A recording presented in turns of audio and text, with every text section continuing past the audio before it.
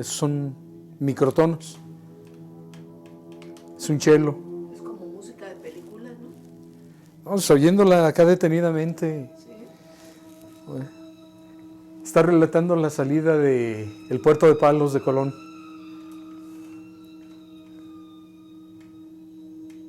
Como suspenso de qué va a pasar.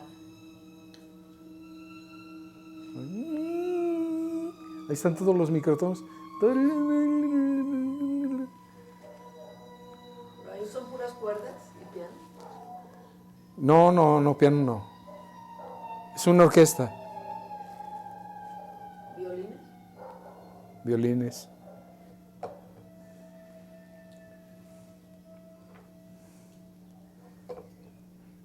Relata la salida, ¿no?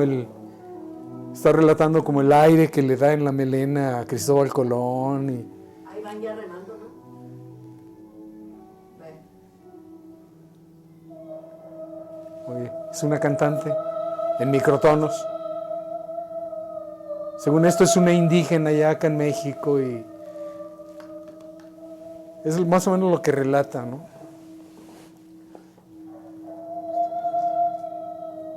Oye, está cantando en cuartos de tono. Esto está grabado en Francia.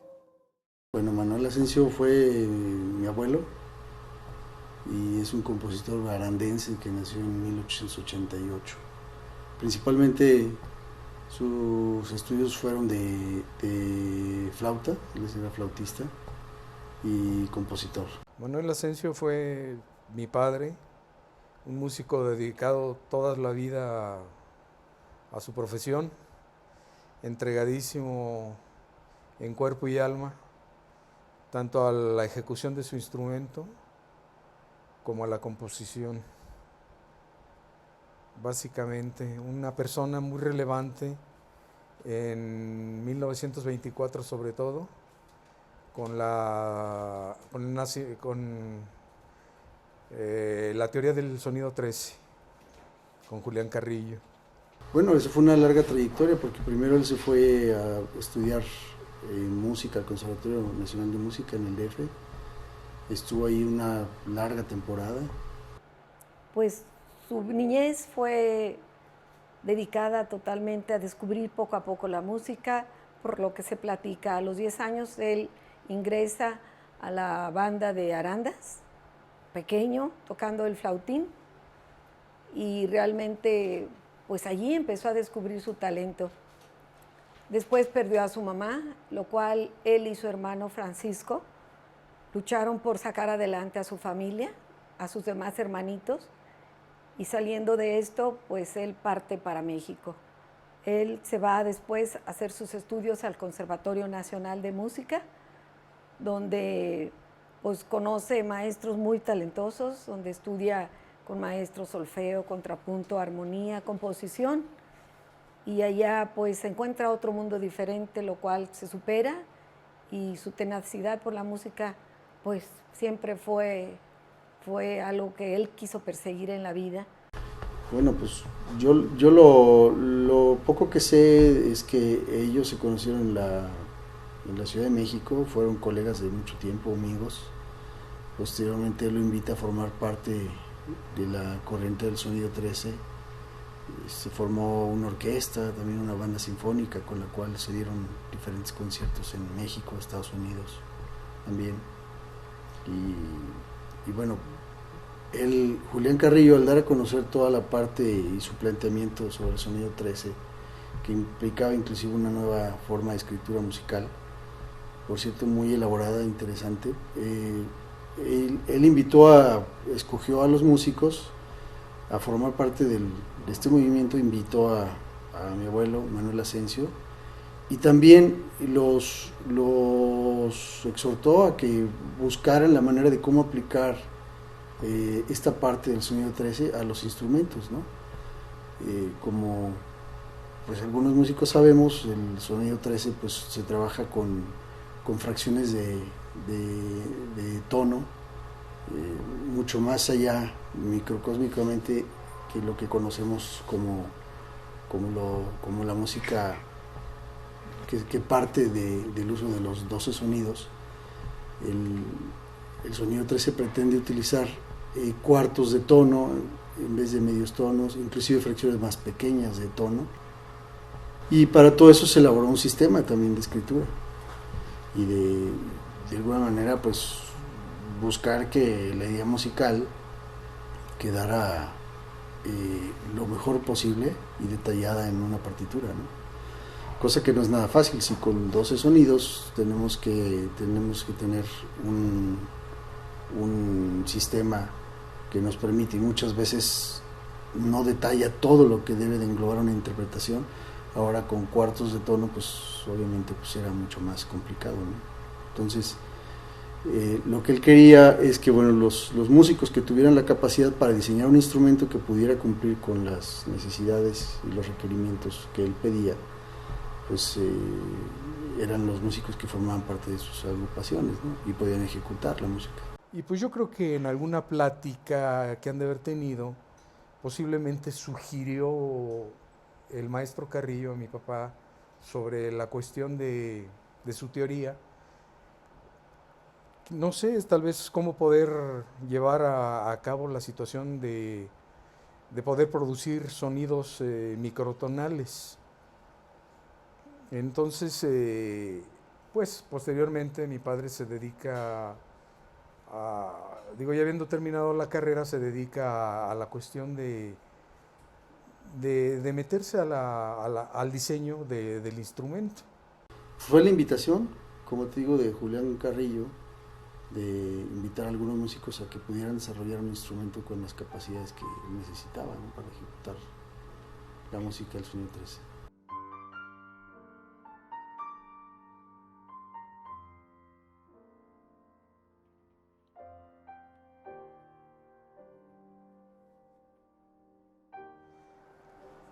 Ya no lo ando haciendo.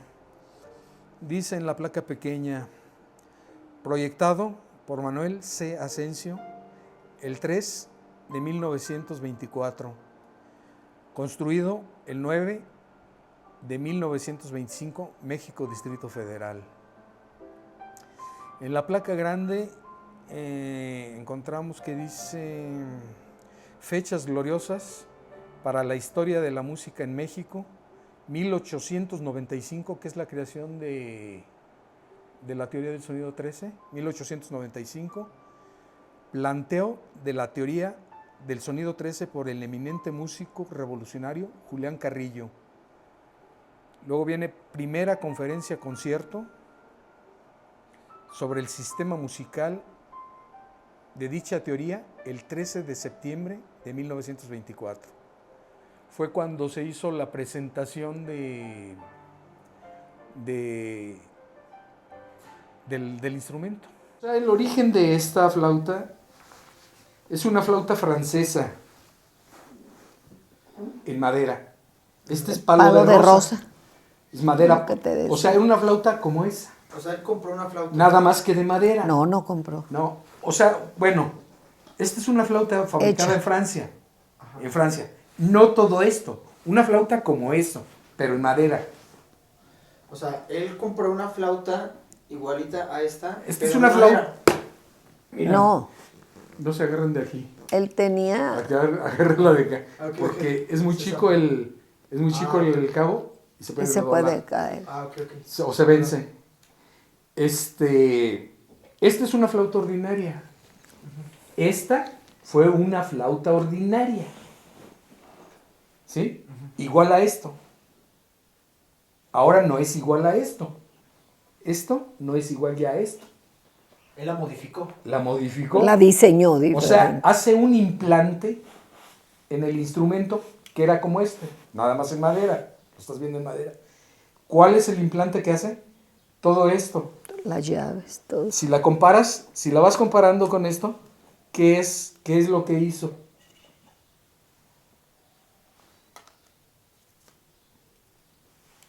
¿Qué es lo que hizo? Pues es un demonial de llaves que no tiene esto. No, pues si la comparas. ¿Aquí te encuentras esto? Aquí no lo encuentras. Es muy complicado ver esta. ¿Encuentras esto? Aquí no lo encuentras. ¿Encuentras esto? Aquí no lo encuentras. ¿Encuentras esta? Aquí no la encuentras. Esta es esta. Esta, que ya está pegada. Esta, seguimos abajo.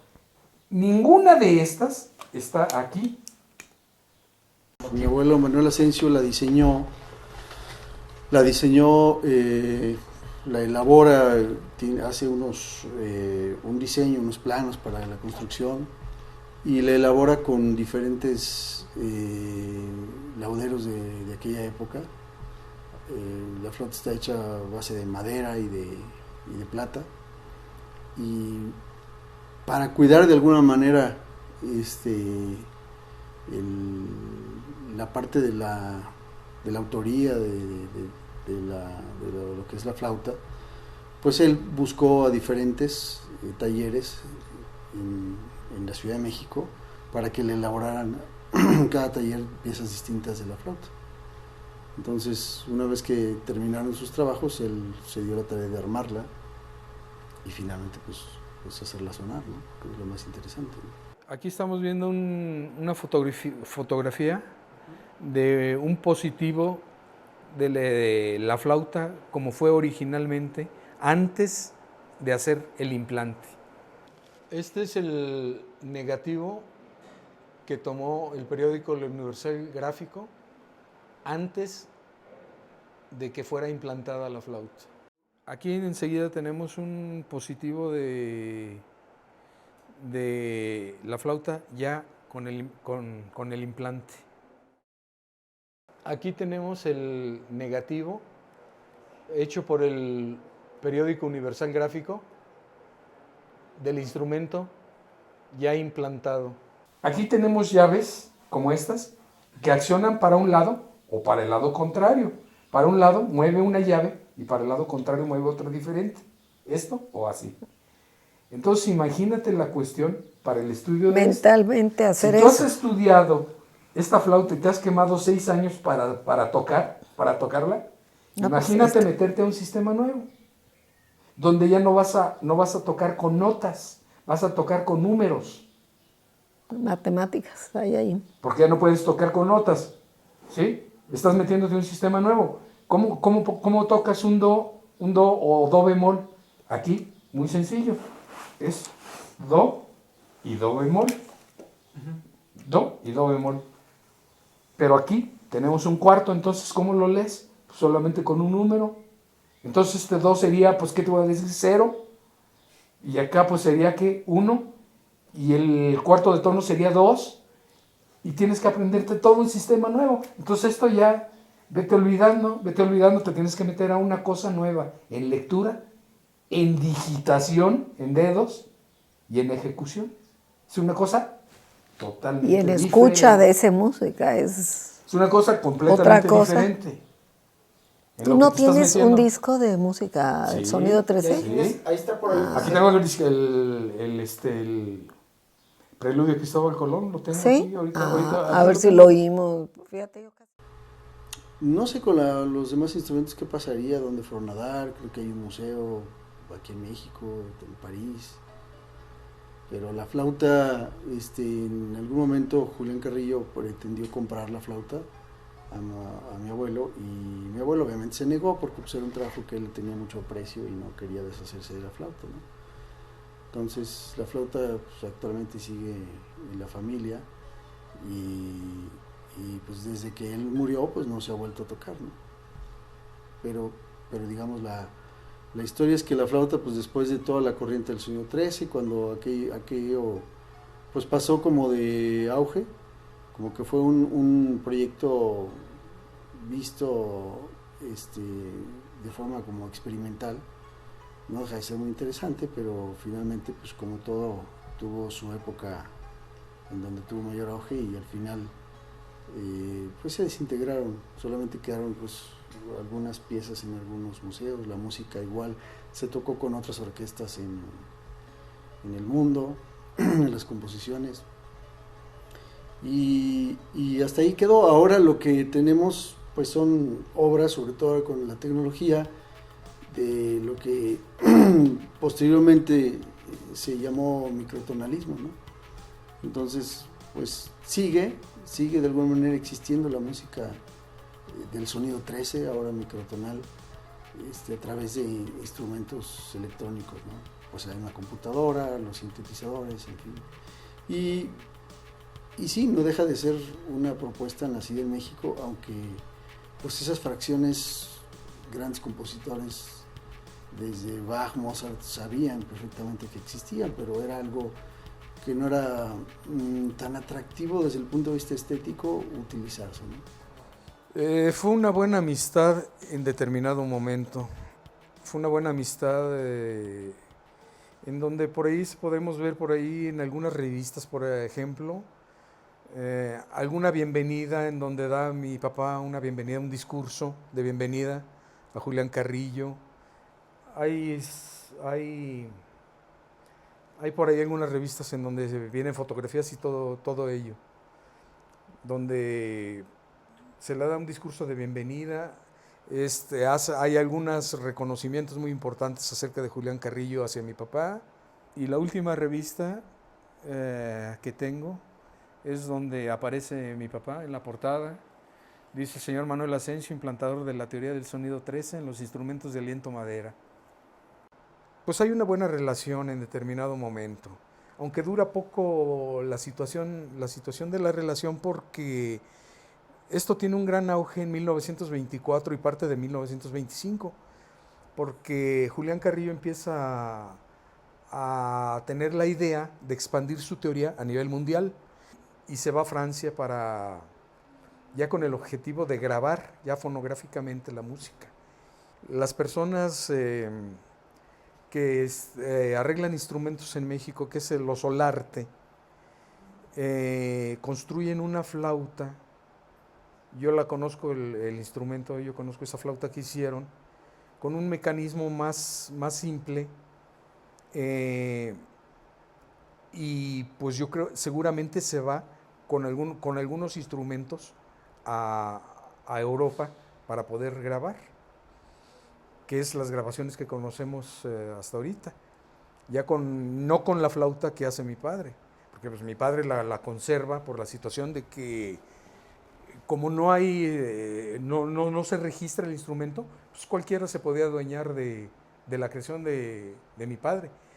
Tanto así que en determinado momento tuvo un atentado, probablemente instrumentado por Julián Carrillo, para apoderarse del instrumento. Todavía en ese entonces no había mucho la cuestión del derecho de autor. No, o sea, cualquiera se podía apropiar de las cosas. Pues tanto lo hizo Carrillo, que bueno, pues el hecho de que no pudo tener en determinado momento el instrumento de mi papá, pues lo que hace es pagarle a un tipo por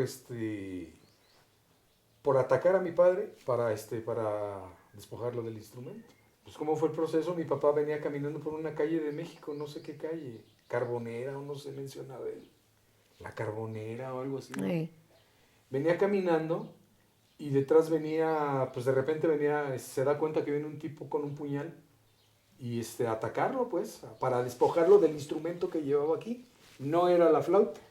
Era su otra flauta. Era la flauta de trabajo, venía de su trabajo y la llevaba aquí. Se da cuenta del ataque y de vuelta a mi papá y con el estuche de la flauta, ¡pum!, lo tira y cayó el tipo, ¿no? Se lo cayó, pero si no, pues ahí lo había matado. ¿Quién era? Pues un tipo seguramente que mandó Julián Carrillo para poder hacer del instrumento. La música de Carrillo también tiene su validez, porque el hacer una teoría no es sentarte y escribir cualquier cosa o un método sencillo numérico para poder ejecutar su música. No lo es, o sea, se requiere de tener un amplio conocimiento de lo tradicional, de la música clásica, para poderse meter a un sistema nuevo. Ese es su mérito, no así de la creación de los instrumentos, que llegó a tener la idea de adueñarse de ellos. Se llevó la guitarra de cuartos de tono a Estados Unidos y la quiso patentar como descubrimiento de él, cosa que después tuvo problemas legales.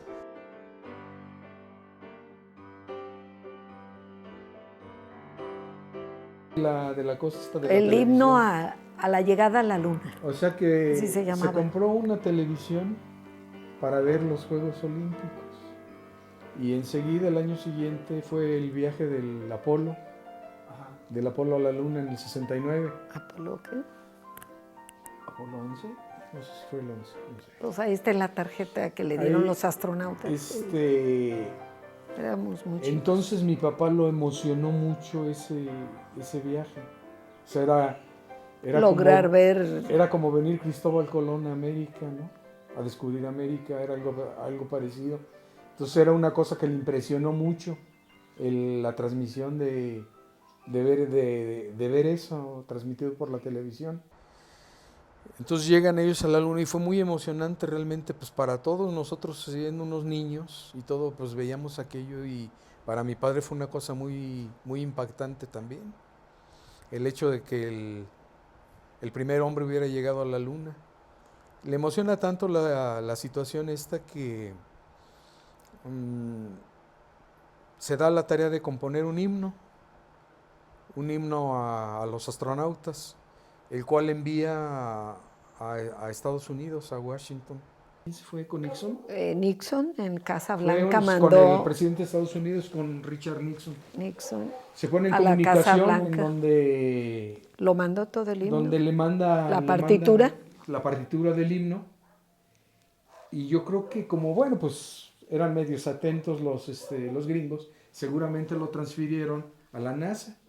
Y de la NASA en respuesta, pasó tiempo y mandan una fotografía de los astronautas, de los 3 astronautas, con la firma atrás. Dándoles las gracias atrás, pero la firma original de los astronautas del sureste era Armstrong, era Aldrin, Armstrong y ahí vienen los 3. Yo tengo esa fotografía. Sí, tú la tienes. Esta es una fotografía que enviaron los de Estados Unidos, el gobierno de Estados Unidos, firmada por los astronautas que fueron en la misión lunar. Encontramos la firma de ellos, de Collins, de Armstrong y de Aldrin, ya dije. Te lleva a otra dimensión. Sí. Los cuartos de tono te llevan a otra dimensión. Las divisiones más pequeñas te llevan a otra dimensión. Se oye, da la impresión como si estuviera desafinado. No, como el viento, como la naturaleza, sonidos. Sí, pues eso es lo que relata, ¿no? La travesía de Cristóbal Colón a América. Los instrumentos desafinados ¿segura que son microtonos? No, están afinados. O sea, lo que estás tocando es son microtonos, lo que está marcado en el papel, en la partitura.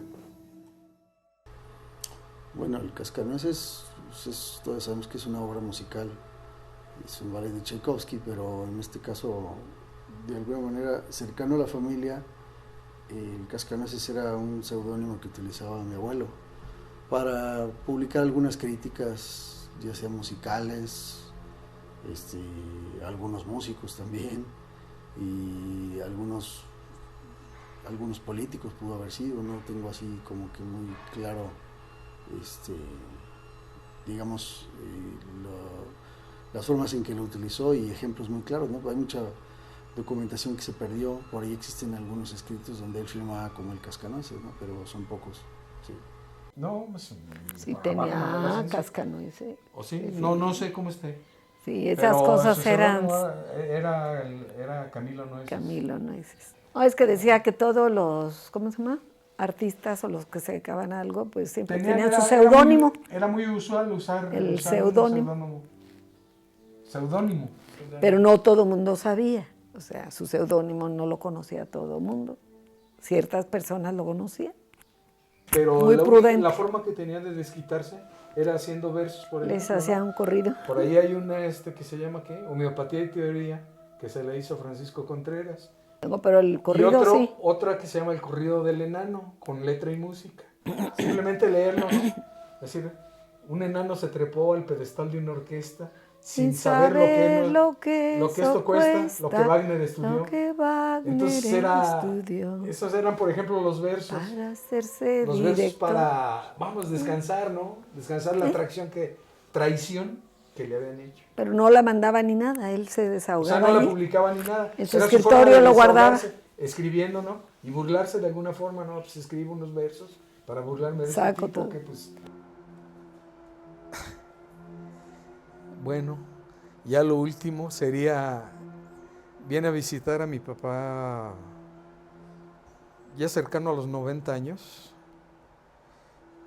y lo invita al viejo amigo, al viejo colaborador a comer al Hotel Santa Fe en Guanajuato. Y en la plática que tuvieron, pues recordando tiempos pasados y recordando las glorias del Sonido 13, etcétera. Entre la plática que tienen viene la situación de qué sucedió con la flauta. Oye, Manuel, ¿qué sucedió con la flauta? ¿Qué? ¿En dónde está la flauta?